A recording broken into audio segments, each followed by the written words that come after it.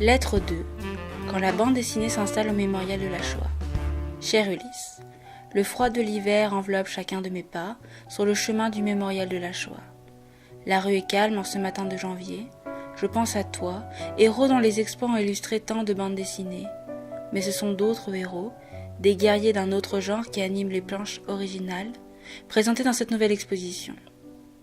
Au cœur d'une animalité cruelle et dévorante, ils ont dû vaincre l'indicible, l'inhumanité.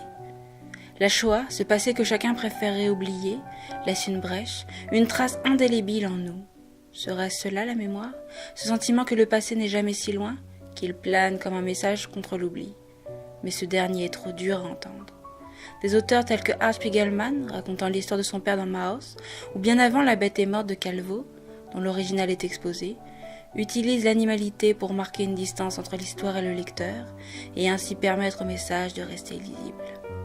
Cette magnifique exposition, que j'espère nous aurons le temps de voir ensemble, est un concentré de mémoire. L'art dès les premières heures s'est emparé de ce sujet, qui est resté longtemps parqué dans l'ombre comme un enfant puni. À la fin de la guerre, la tentation est trop forte pour tous d'essayer d'oublier, pour les survivants de vivre. Interné dans le camp de Gurs, Horst Rosenthal, qui sera assassiné à Auschwitz dès son arrivée en septembre 1945, utilise la figure de Mickey Mouse pour raconter de manière décalée l'horreur de sa vie. Ce premier témoignage, tu le verras, est un des joyaux présentés. La question se pose aujourd'hui de la survivance de cette mémoire. Mais comment pour les auteurs raconter la vie de leurs grands-parents en prenant compte des non-dits sans dénaturer le réel? De jeunes artistes se lancent à l'assaut de ce défi, souvent avec talent.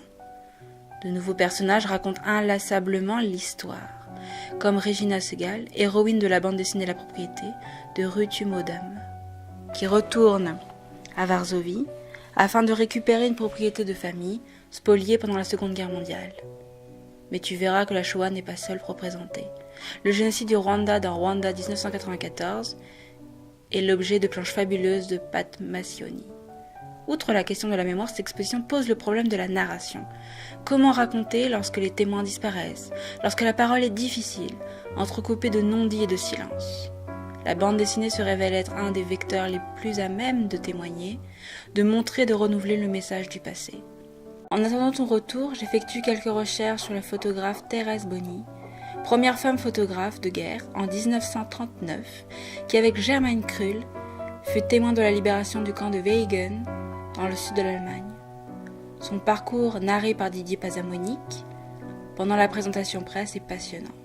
J'ai hâte de l'évoquer avec toi. Reviens vite auprès de moi, Pénélope.